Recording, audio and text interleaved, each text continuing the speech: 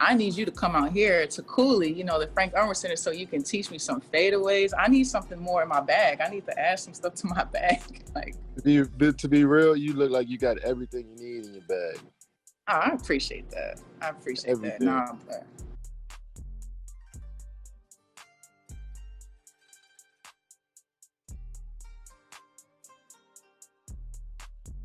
Hello, everybody. This is Charlie Collier here with Center Court. Happy New Year. I'm here with the one and only Kevin Durant. What's up? Thanks for having me on. Yes, sir. Yes, sir. Okay, so let's get it started. So something we both have in common is, we both wear the number 35. And even though you wear number 7 right now for the Nets, you wore 35 for a long time. So what was so meaningful about the number 35 when you wore it? Yeah,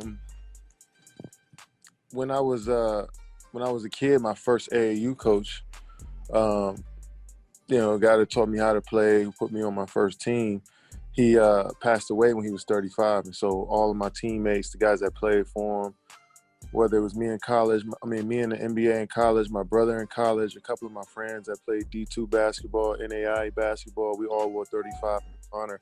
And it just grew from there. And people knew me by just my number after one point. So, yeah, and I seen so many people wearing 35 after I got into the league. So, I don't know their significance, but it felt good seeing that many numbers out there. Yeah, me being one of those people, one of the reasons why I wear it. So is there any music that you listen to before a game? Like, what kind of artists are you into? Gunna? Like, I'm a big Gunna person, and I'm just going to put that out there.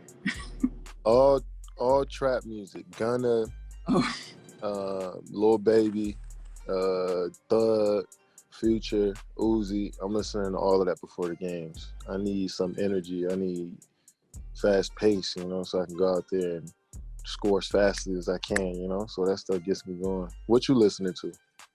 Man, I'm listening to Gunna, Dom Kennedy. I'm into Dom.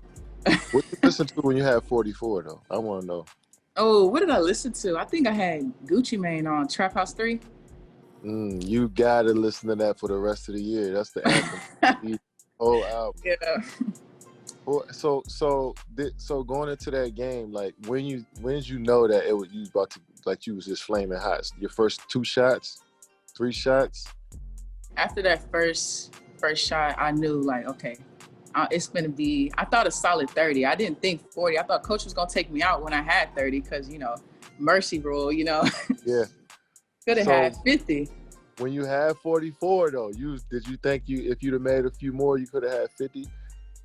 Because I think that after games, I'm like, I had 28 last night. I'm like, I was 10 for 21. I'm like, I missed this shot at this time. Yeah. I could have easily had 35. You thinking like that after the game? Yeah, and then free throws. I missed like a couple free throws. I'm like, dang, this could have equaled this if I would have did that at that time. Like, that shit is good because then you start working on that stuff afterwards too. Like, yeah, it's when you score big and you try to do it again. That's the fun part.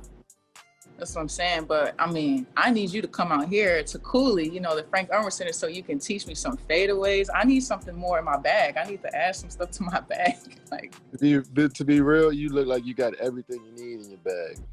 Oh, I appreciate that. I appreciate everything. That.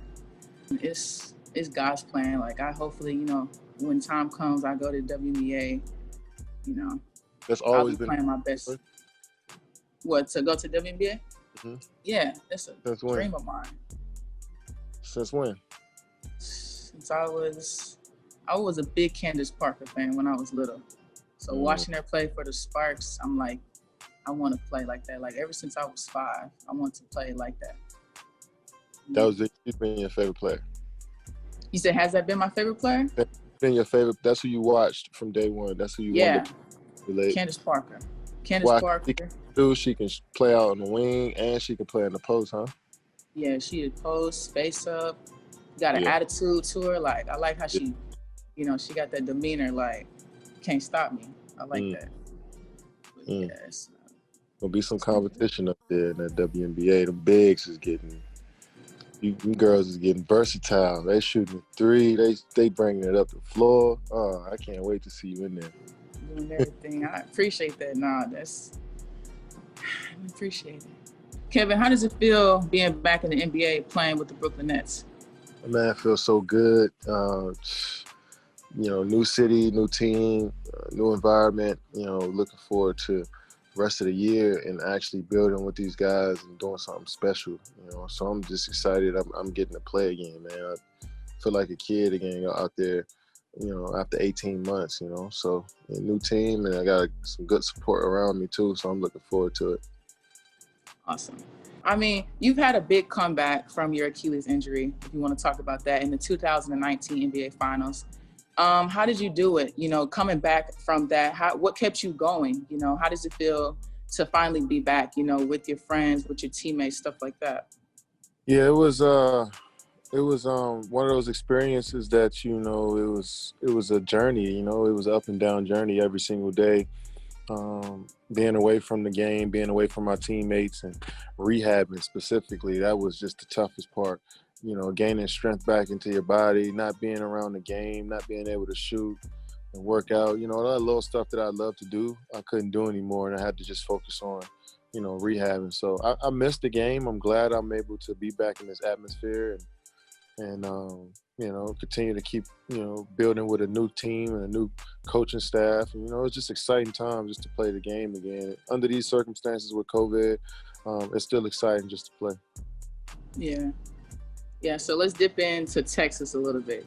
What was it like for you to be in the Texas spotlight? I mean, you're young, coming out of high school, you're stepping on the Texas campus. What was that like for you, being that, big name on campus like that? See, when I first got there, nobody knew who I was, unless you really follow basketball, because the football was so dominant. They had just come off and winning a national championship. So a lot of attention was on the football program. And so we kind of slid under the radar for a bit. And once our game started to roll around, we were on ESPN. And, I remember one week, the week before the season, I was moving around class freely. And then the next week, after we played our first game on ESPN, a couple of my classmates started to recognize who I was. And then, as the season started to go along, more and more people started to know who we were, and more games on ESPN. And it just happened so fast. But it was the most memorable year, that I had. And it was one of those things that, I'm forever ingrained in Texas because of that time I spent there. Even though it was short, it was so impactful in my life, the relationships, the people that I met, the experiences. Like, I'm still holding on to that stuff and drawing from those experiences to this day. So it's one of those special places. I'm glad I was able to, cross paths with the people I did. Would you say that you embraced that attention as motivation, or did you take it as a distraction more than likely? I try not to focus on it at all. I mean, I knew that we're playing a team sport, and it's not just about me. I know I got teammates out there that make my life easier. So I tried to focus more so on them and attention, and knowing that I can't control it because it was starting to come in fast. And I'm a kid. I was sheltered. We didn't really get to play on TV in high school. Nobody really seen I didn't really have a lot of highlights in high school. So my coming out party felt like it was on the big stage, Mm-hmm. And I tried to just, make it always about the team and let everybody know I'm just one of the guys, and it made it easier. And Coach Barnes took a lot of that stuff on for me too. He just let me be a kid while I was there. Yeah. So, I mean, literally everywhere we go in Cooley, the Frank Irwin Center, we see Kevin Durant this, Kevin Durant that. Our shoes are KD's, the backpacks we get. What does that mean to you to have your name as a legacy associated with this university like that for future generations to come? Man, it means a lot. It's one of the things you can't even explain. You see your impact and the stuff that I did there. I wasn't expecting it to be this big. I was just going out there and hooping. Something as simple as playing basketball, something I loved to do as a kid every single day. I was able to leave a lasting impact on the university in 6 months, 7 months of me playing there that can last for a long time, So it's still surreal to this day, but it's just the people along the way that helped me get to this point. God for creating this platform for me to go out there and showcase the talents that He given me. And the rest is history. I just try to do the best that I can every day to carry that torch, no matter if I come around the university or not, but let everybody know, where I got my start from, where my roots come from. And Texas has always been something that I've been blasting for since I left. Yeah. So you were the top player in the country coming into high school. I was the top player in the country coming into high school. For me, that was a difficult transition coming from high school to college. How were you able to adjust so quickly, to college, to the NBA? I mean, I didn't adjust quickly. it was a struggle, because I want to play a brand of basketball where I strive to be perfect out there, So if I wasn't that, I didn't feel like I was doing anything. So that took me a long time to play. I'm not saying I'm not making every shot or making every play correct, but more times than not, I'm going out there doing the right things. So I tried to work towards that.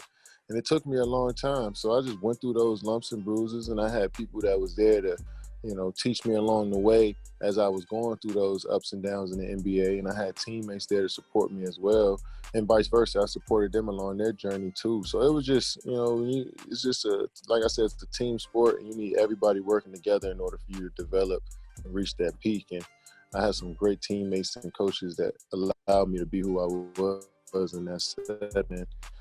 And I grew as a player. Yeah.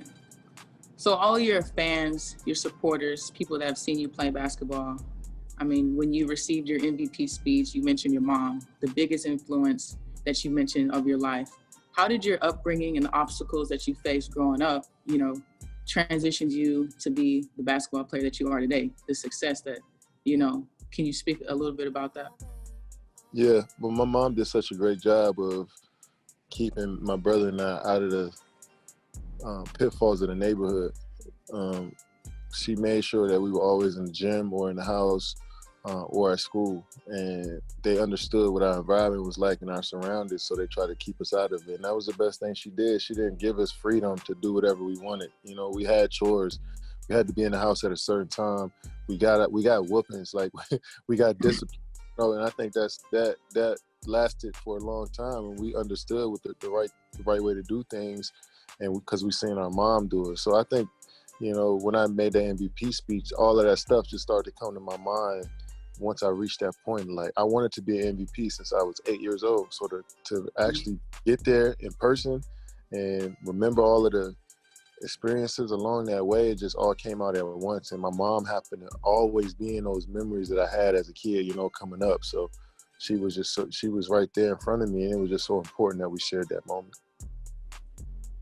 So let's talk about your work with the Kevin Durant Charity Foundation. To hear that you have supported, college tuition for some students through the Boys and Girls Club, to be able to be a blessing to those kids. Talk about that. What does that mean to you, just being as generous as you are, being a basketball player, but not only that, someone that little kids look up to like that? Well, basketball is a huge platform, and so many kids get inspired by what we do as artists of the game. And I try to do my part in giving back and inspiring as much as I can. I mean, it's so many forms of inspiration out here in this world, and for somebody to watch how we play and draw from that, and probably make their lives a little better. It just feels good that we get that opportunity, and the stuff that I made in this league and the resources that I have, I try to give back to the people that need it the most, and try to leave a lasting impact in different areas as well. So for the young student athletes out there listening right now, what is one piece of advice that you would give them right now? Life advice, basketball, spiritual, anything? Just to realize that we have greatness in us, and it takes for us to be uncomfortable for us to really tap into the best version of ourselves in each situation, relationships, work, school, anything. We need to push ourselves and get outside our comfort zones to actually reach it, because we have so much inside of us as human beings that is untapped, and we need to make sure that we reaching our full potential by being uncomfortable and experiencing that and going through that and getting out on the other side of it. So it's all about that work you put in every day. Thank you so much, Kevin, for coming on Everybody have a blessed 2021. Happy New Year. We'll see you next time.